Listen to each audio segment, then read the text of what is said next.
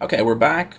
Continue the introduction here. This is intro for ETP 279. As I mentioned previously, the entrepreneurship courses are divided into, or there are actually 5 classes, and what we've done, we've broken down the way that we used to do it in teaching everything in a single course, broke that down into 5 classes so we go into more depth into the main topics that are going to be important to you and important to potential investors or bankers, where you may have a need for raising capital.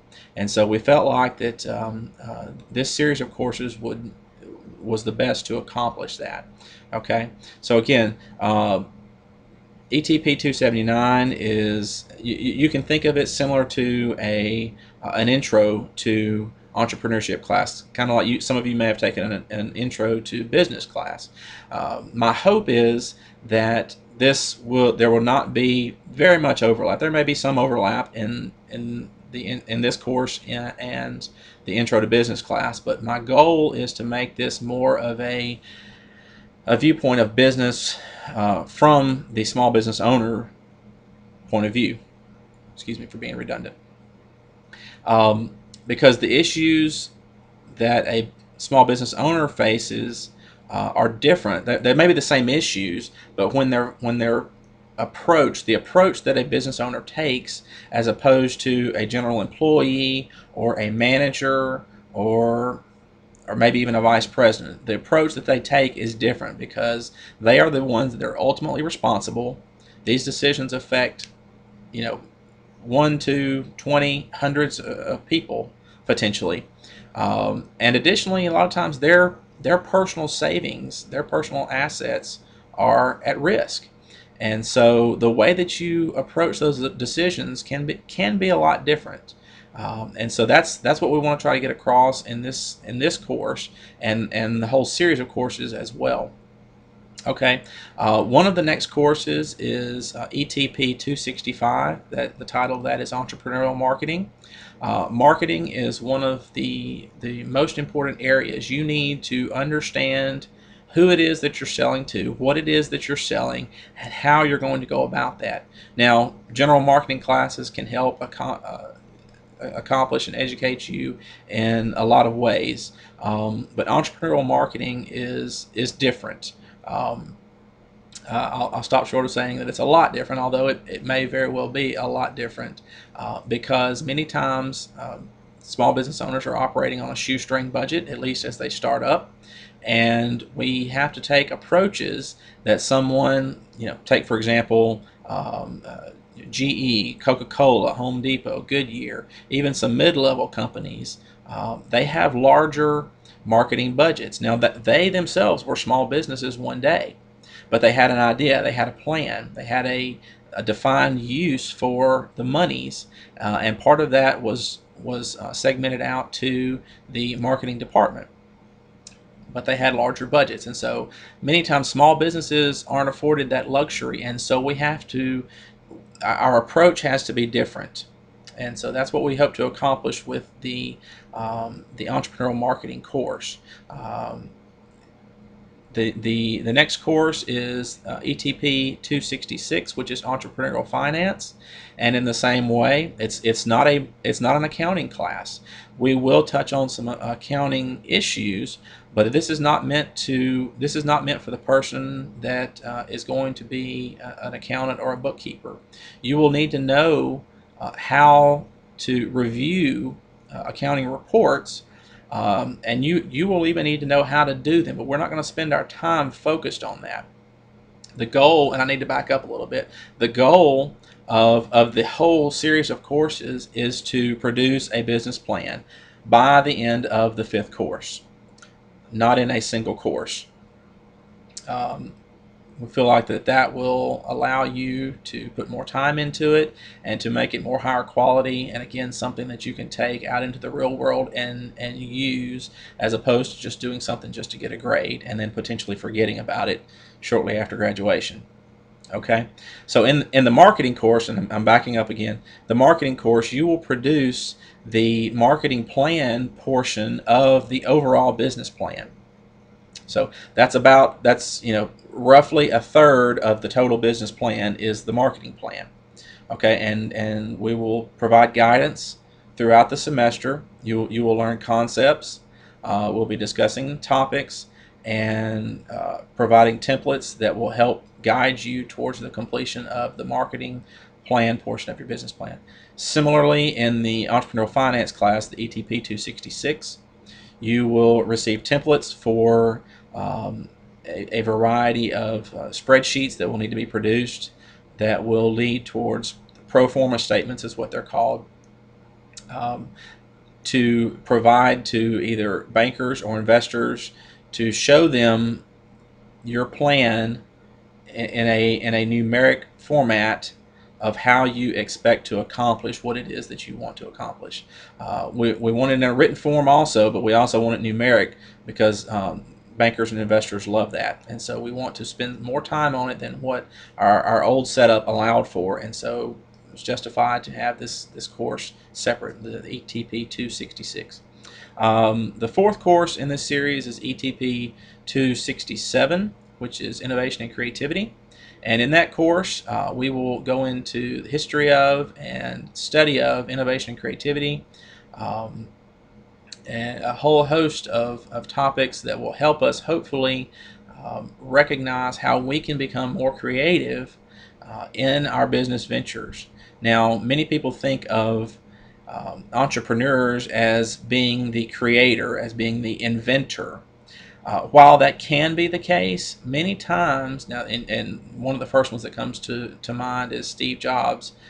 He's been, he passed away a few years ago, but he is still thought of as the quintessential innovator or creative person, the inventor.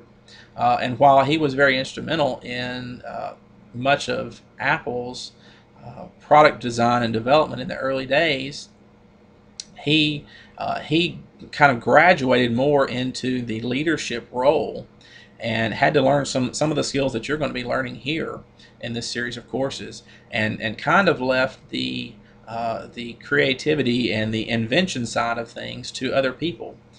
He understood what it took to get to that stage, and so he was able to relate to them, but he didn't actually carry out those activities. And that's one thing that we want to learn from this series of courses is to better understand what it takes to do certain actions, but know that you don't have to actually carry out those actions yourself. Understand them, be able to oversee them, and manage other people doing them. But that's an entrepreneurial trait, is actually being able to let go of certain actions, certain activities, and certain functions within a business. Many people are very controlling, and they think that they have to do everything in order for a business to function properly and to be successful. That's just not the case. You don't have to. You can.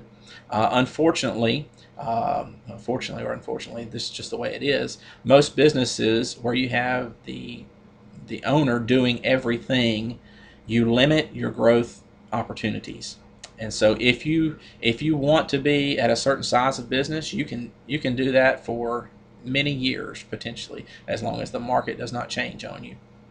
However, if you want to grow and you want to create wealth for yourself and others, you will need to learn to hand off certain jobs, certain duties, and elevate yourself up to more of an oversight and management role, being the visionary. And we believe that this course will help in doing that. You shouldn't be providing all of the vision and creativity, but you need to understand where it comes from, how to recognize it, how to know what is a quality idea, and what should be scrapped early on. Do some tests and say, all right, that's not working, let's move to something else. So that is the overall goal of the ETP 267, Innovation and Creativity. Very excited about that class, and hope that that you will, if you're not either certificate or degree seeking in entrepreneurship, that you will at least give consideration to taking that class as well. And the last course, ETP 268, I believe is called Entrepreneurial Planning. In that course, we will bring together all of the components that you have been working on in the business plan previously, the marketing plan portion, the financial plan portion, and then finalize, couple with that the remaining pieces, insurance, human resources, everything else, operations, everything else that goes along with it. You will finalize your business plan in that last course. Excuse me.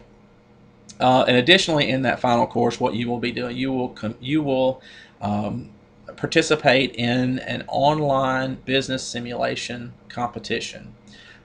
This is one of the best ways that you can put to work all that you have learned up until that point, without putting your own money at risk and without putting your job and career at risk. You can learn a lot from that activity, and so we'll be doing that, and there'll be a series of management analysis that will be required, write-ups about your findings. What went wrong, what did we do right, and what kind of changes are we going to make based on what we saw our competition do. And your competition will be some of your other classmates. Haven't decided yet exactly the structure, if it's going to be you individually, if it's going to be you in a team of 2 or 3 or 4 classmates working together in a business. And my hope is that we'll be able to also compete against students at other community colleges and universities. And that I look forward to that, and hope that you guys do as well. And so I think that we've built an exciting series of courses here, and look forward to the results. Okay, back to the syllabus. I'm sorry, I'm looking to the side of my syllabus here. The syllabus is contained in a link when you're in Blackboard. Over on the left side, the little toolbar.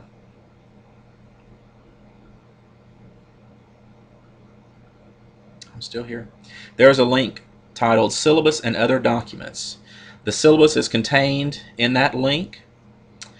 And so I would encourage you to go take a look at that. I've had students in the past who said, I didn't know when this was due. I didn't know anything about that. It's in the syllabus. If it's not in the syllabus, I want to know about it, because I need to make corrections. Okay? That is on me. But in many cases, failure to do a certain activity is on the student. And so if something is not in there, I certainly apologize. I said previously I make mistakes, but I've made a concerted effort to place everything that I can in the syllabus so that there are no questions. Okay, so please review the syllabus. It outlines what we are going to be doing for the semester, and you will see along the left edge there, starting at the bottom of the first page, I believe it is, it says Week 1, review syllabus, discuss the business plan project. We've done that, and what is an entrepreneur. And the remainder of this are in videos that are posted on Blackboard also. Okay, Week 1, as you'll see, I don't have. Well, let's see. I will. The dates are on the syllabus, corresponding to your school, when those take place, and if there are any holidays or anything, those are factored in. However, when you look along the left side of Blackboard, it will just say Week 1, because these courses are being taught at a couple of different schools, and they aren't starting necessarily at the same time. And so make sure that when you're looking on your syllabus, Week 1 corresponds to Week 1 with the dates on your syllabus will correspond to generically Week 1 in Blackboard. So look for videos using the links on the left side of the Blackboard. Those will, everything will go in order. There should be no problem about it. You guys have taken courses like this before. Hopefully this is not a surprise and nothing new. So again, back on the syllabus, we will. I've listed there the topic that the general topic that we'll be covering, and then to the right of that, the assignments that you are expected to have completed. Okay, and as you'll see here in Week 1, it is to read Chapter 3 in your textbook and read Chapter 8, and then The next activity that I want to talk about is tests that come with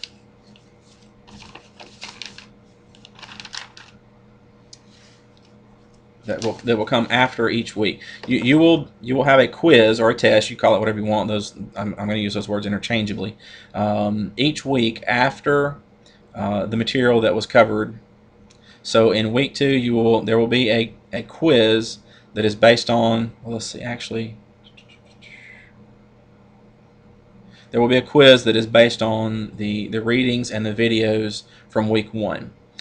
You will have approximately a week to complete that, and so with that, there will be no excuses when the quiz has not been completed.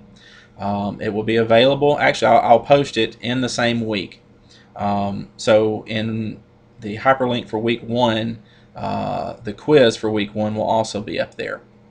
However, um, you will have a week to complete it, but the test will drop off whenever the end date. The end date will be clearly defined, and whenever that end date arrives at 11:59 and 59 seconds on Sunday night of each week, I believe is when I have it set to turn off.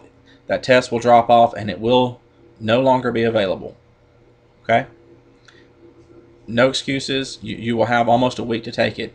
The format and delivery of these courses is a little different, obviously, and so with that, I have allowed extra time. If you were in class taking a test, you would have, it would be on a specific day, and you would have a set amount of time, generally an hour, hour and 15 minutes, depending on the length of the class, to take it, and that's it. And so the fact that I have allowed you almost a week to take these tests is very generous, and I understand things come up, but you have the opportunity to take it as early as you like in the week once it's first available. And so even if something comes up, my first answer is going to be, you had an opportunity to take this very early on and you chose not to. So I would encourage you, the material is not difficult. It's not difficult at all. And I do understand that many of you have other classes that you are taking. You have work schedules, you have family lives. I understand those things. I've been there. And that's the reason that I'm giving you extra time to take this. And so I would encourage you not to delay on reading the material, on viewing the videos weekly. Videos will remain up for your reference and completion of whatever projects that you made that apply to the course. But the test will drop off. It's unfair to those students who do complete it in a timely manner, and that's the way things are going to be. Okay. All right.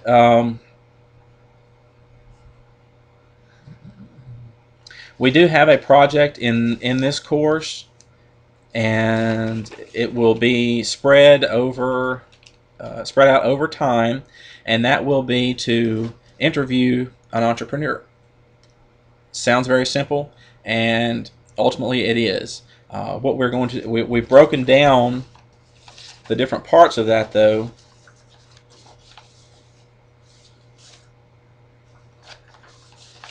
Excuse me, I'm trying to find it in the syllabus here. What we've done. We will have what's called a pre-project. You'll see, I think that's page 4 on your syllabus. It's called interview pre-project. Okay. The pre-project, actually that's where the grade is listed. The pre-project will be made up of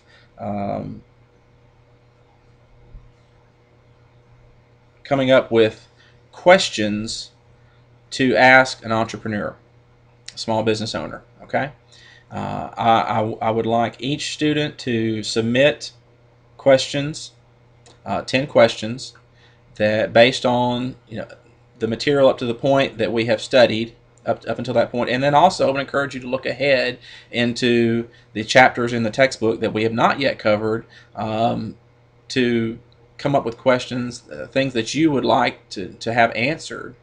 And what we're going to do, each student will submit their 10 questions. I'm going to list them in some sort of voting, maybe an online survey type format, and we will vote on. We'll have the students vote on the best questions. Okay. Now you will receive a grade for the submission of the 10 questions. As you'll see in the syllabus, it's 20 points, 2 points per question. Okay.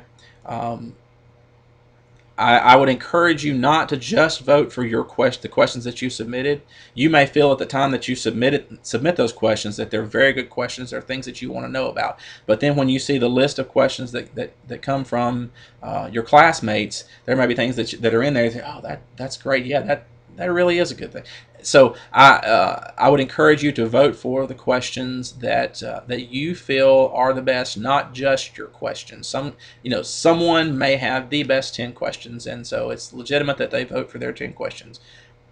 I've not seen that to be the case in conducting projects like this in the past.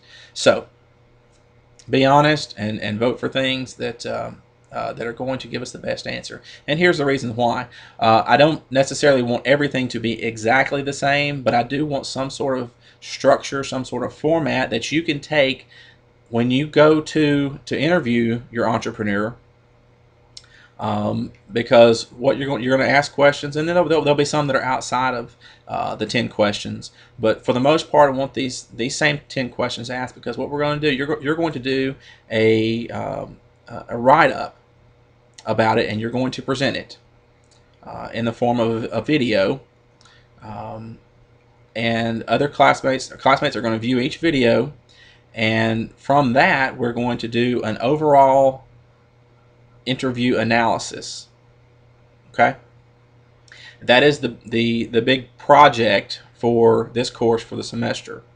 And it's sort of a compilation of the things that you learned from hearing from people that are really doing it, entrepreneurs, as well as the material that we studied during the semester. What did you learn? That's what I want to know. What did you learn, and how are you going to use that if you were to start a business of your own? How would you utilize that information? Okay. All right, so we've covered quizzes, we covered the interview pre-project, the actual interview itself. Now, in the interview itself, you're going to do a write-up and a video. Understand that. And then the interview analysis. That is based on what you learn. Again, I hate to be repetitive, but sometimes it's necessary. But it is based on all of the videos, all the submissions, the things that you heard from all of your classmates, okay? And I mentioned the chapter quizzes. So you have a number of opportunities to earn points.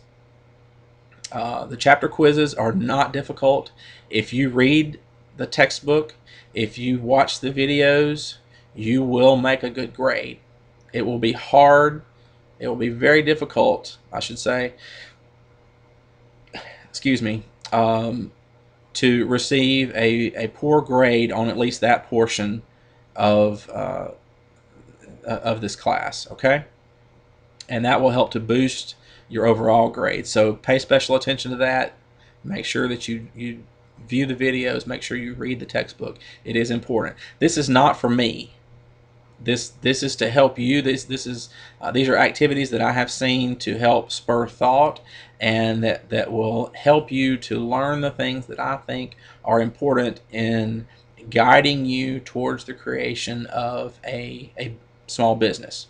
Okay, so this is not something I put together just to be able to give you a grade.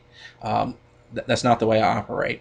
All right, so again, if you take that approach and you see something that does not have that as a goal, I want to hear about it.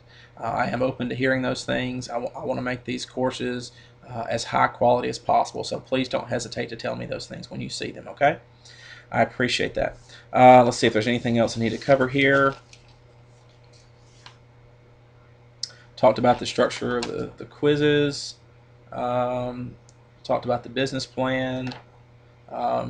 There are references in some of the videos to the business plan. Now unfortunately, the videos that have me in them did not have a chance to go back and change. They are from previous course when we had students produce the full business plan in a single class. And so don't get tripped up by that.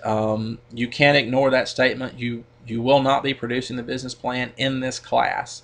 I will provide a template that you can start looking at and certainly thinking about, so that as you go through the book and as you're out and about and observing the world around you, you can say, okay, I think I want to do this section this way because I saw this or I heard this. So I will provide that, and that will be in that syllabus and other documents link in Blackboard. So look for that, okay? And let's see what else. There may also be references to, in some of the videos, to discussion board posts. I've changed my mind on that as well in this course. Previously, we had students submit items for discussion, things that they had observed. Decided against that. We changed that up, and so there are references in some of the videos that I produced myself. Don't worry about that either. Okay. So if there's anything else in there that is a little bit confusing, certainly send me a message through the messaging system in Blackboard as soon as possible. With that, turnaround time. My goal, I'm not full-time with the college, so I am not checking email and other communication areas every day, but my goal is to at least get an answer back to you within 48 hours. Okay, so please don't get upset if you don't get an answer back right away. If it's something that is absolutely urgent, my telephone number is on the syllabus. If it is absolutely urgent. However, I've built in a little bit of a cushion for you in most cases, so that most things should not be that urgent. But if it is and I don't respond, call me. The preferred method of contact, though, is through the messaging system in Blackboard. And again, my goal is to at least answer you within 48 hours, and to say that, hey, and it may be just, I recognize the need for what it is that you're asking for. I may not by that time have the actual answer, though. So, my goal is to at least acknowledge your communication, your correspondence within 48 hours. Mentioned if there are errors in the test questions, let me know. I've worked that out over time here to where that hopefully that's not the case. From time to time there will be videos in there that are pulled off of Amazon or other small business sites. You don't want to be looking at me all the time. I get that. And I don't feel like I know everything. I don't claim to know that, and so I think it's good to pull from other sources, other experts. And so, however, with that, I don't have control over those videos, and sometimes those videos drop off, and I don't recognize it. I will have, whenever I put this together at the beginning of the semester, went through and made sure that everything was there as of that time, and I will sort of, spot check from time to time as well. However, if there is a video that's not working, please let me know ASAP, because here's the thing. There may be test questions that are based off of the videos. If you can't view the video, you may be smart enough to get the question right anyway. Many of you probably are, and I commend you for that. But you should at least have the chance to view the video. And so what I may need to do is I may need to go in and modify the question, or excuse me, or just give credit for the question. I'll determine that if the situation arises. But point is, if there's a link that does not work, let me know ASAP. Okay. I feel like I've answered everything that I had intended for this video, so I'll stop now, and we'll move on to the real content. Okay.